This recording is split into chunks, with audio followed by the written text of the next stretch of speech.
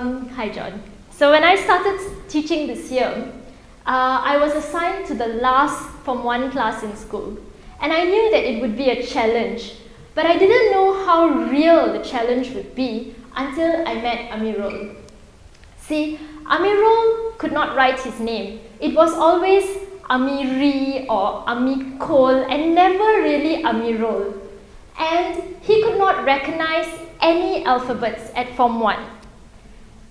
A simple diagnostics carried out with the rest of my Form 1 class revealed about 21 of my students were reading and writing at kindergarten level. They struggled with simple words like Monday, Tuesday, 1, 2, 3, 4, 5. And just like this, a lot of other things in my school shocked me as well. My kids were very confused about race and religion. I wrote this article last year for Malaysian Insider when I realized that my kids did not know the difference, and their biggest confusion was how I could be Indian and Christian at the same time. And of course, with a name like mine, they also assumed that I was Fernando Torres' sister. But if we step back and we look at the bigger picture, a lot of reasons why kids are the way they are and why my school is the way it is, it's not really because of the kids. Smoking, truancy, illiteracy, it's just a preview to what is really going on with these children. See, half of my kids come from broken families. All of them are below the poverty line. They are so used to being abused and punished that even when I tell them, I've got a present for you, they think I'm going to hit them. And just like you, I've asked myself the same question over and over again. How can a child go through 6 years of school without being able to read or write? How? Which teacher would allow that to happen? And then I realized that if now, as their Form 1 teacher, if I allowed them to go through Form 1 without being able to read or write, then I'll just be like the rest of their teachers. But I know my locus of control. I know that I cannot do anything to remove these huge stumbling blocks that have stopped them from achieving success. I cannot stop poverty. I cannot go into their homes and stop abuse. But what I can do is teach them. I can empower them through education. And with that in mind, I started Project Stepping Stones together with another Teach for Malaysia fellow in hopes of helping our kids to read and write. Stepping Stones is a peer-to-peer learning where they are assisted by the senior students in school, just teaching them the basics of reading and writing. And within the first week of my project, it was surreal.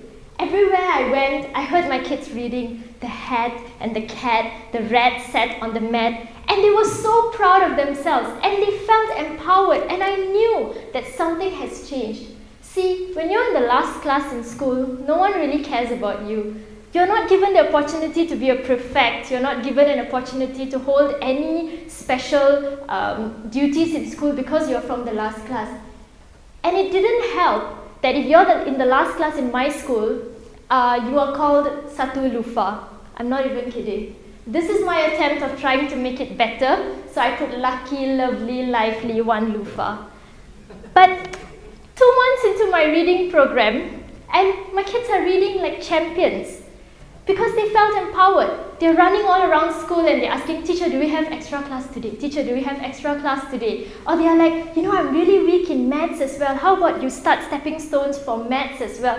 And I knew that something has changed. I knew that they now want to learn, and this is going to make a huge difference in their life. I've gotten lots of comments about what I'm trying to do with my kids. Good comments, lots of bad ones as well. My favorite one is that I am wasting my life trying to change the lives of others. See, I have a master's, I have a degree. I can do anything I want. I can be in any profession I want, yet I choose to teach. Why teach? See, I don't have an answer for you that will make you go, oh, that's so nice. But I can just tell you that I teach for my kids. I teach for students like Amirul, who is so poor that initially he didn't want to come to school because he didn't have anything to eat. I teach for students like Aisha, who has to cycle every day through the paddy fields to get to school.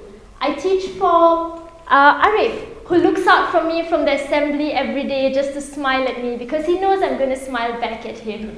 And I teach for Hafiz, who would describe to me the noises in his stomach just so that I'll buy for him a bun. See, at the end of the day, I don't want my kids to say that they've done well because of me or because of any other teacher or because of my project. I don't want to say that. But I want my kids to say that they have done well because of themselves. Kids have it within themselves to succeed. As teachers, we are just facilitators, guiding them. They just need a little nudge. And Amirul, the student that I mentioned earlier, I was driving him home one day when I stopped at the side of his house and he asked me to go into his house and I was like, no, I'm just stopping you here. And he looked at me and he was like, teacher, listen to me. And I was like, did you just ask me to listen to you? Did you just say that in English? I was so shocked. And then I knew that, wow, he's just picking up things as he goes. And this is from a kid who could not even recognize any alphabets when he came in. So Project Stepping Stones, we are looking for volunteers just like you to come and speak to our kids about building dreams. Come and speak to them about what you do and tell them how important is it to study, how important is it to go to university. See, the students that we do not teach today, the child that we do not teach today, they will be the ones contributing towards the detriment of our society. I'm going to leave you with one of my favorite quotes. Children deprived of words become school dropouts. Dropouts deprived of hope behave delinquently. Amateur censors blame delinquency on reading immoral books and magazines when in fact the inability to read is the basic trouble. Thank you.